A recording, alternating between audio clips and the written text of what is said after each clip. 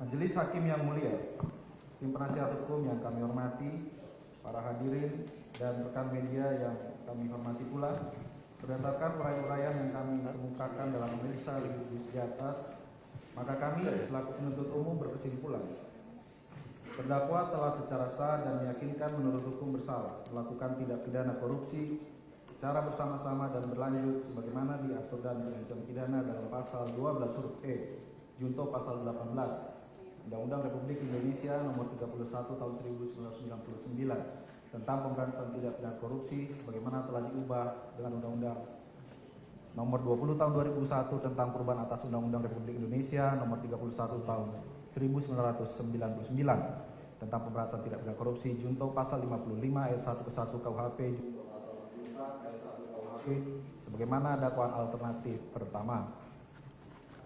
Tuntutan pidana. Sebelum kami membacakan tuntutan pidana terhadap terdakwa, bahwa perlu kiranya kami kemukakan hal-hal yang memberatkan dan yang meringankan yang kami jadikan pertimbangan dalam mengajukan tuntutan pidana ini, yaitu sebagai berikut. Hal yang memberatkan: terdakwa tidak berterus terang atau berbelit-belit dalam memberikan keterangan. Terdakwa selaku menteri telah mencederai kepercayaan masyarakat Indonesia. Terdakwa tidak mendukung program pemerintah dalam pemberantasan tindak pidana korupsi, dan tindak pidana korupsi yang dilakukan terdakwa dengan motif yang tamak.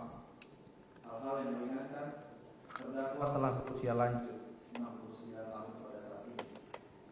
Berdasarkan uraian tersebut di atas dan dengan memperhatikan ketentuan peraturan perundang-undangan yang berkenaan dengan perkara ini, kami penuntut umum dalam perkara ini menuntut supaya Majelis Hakim Pengadilan Tindak Pidana Korupsi pada Pengadilan Negeri Jakarta Pusat yang memeriksa dan mengadili perkara ini memutuskan: 1. Menyatakan terdakwa Syahrul Yassin Limpo telah terbukti secara sah dan meyakinkan bersalah melakukan tindak pidana korupsi secara bersama-sama dan berlanjut sebagaimana diatur dan diancam pidana dalam pasal 12 huruf E junto pasal 18 Undang-Undang Republik Indonesia Nomor 31 Tahun 1999 tentang pemberantasan tindak pidana korupsi sebagaimana telah diatur dalam Undang-Undang Republik Indonesia Nomor 20 Tahun 2001 tentang perubahan atas Undang-Undang Republik Indonesia Nomor 31 Tahun 1999 tentang pemberantasan tindak pidana korupsi junto pasal 55 ayat 1 ke 1 KUHP junto pasal 64 ayat 1 KUHP sebagai dakwaan alternatif pertama. 2. Menjatuhkan pidana terhadap terdakwa Syahrul Yassin Limpo berupa pidana penjara selama 12 tahun dikurangi selama terdakwa berada dalam tahanan dan pidana denda sebesar 500 juta rupiah subsidiar pidana kurungan selama 6 bulan dengan perintah terdakwa tetap ditahan.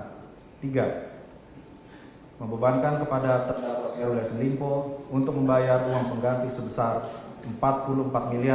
44.779.777.204 rupiah dan ditambah $30.000 Amerika Serikat dikurangi dengan jumlah uang yang disita dan dirampas dalam perkara ini, dan ketentuan jika terdakwa tidak membayar uang pengganti dalam waktu 1 bulan sesudah putusan pengadilan telah memperoleh kekuatan hukum tetap, maka harta bendanya dapat disita oleh jaksa dan dilelang untuk menutupi uang pengganti tersebut.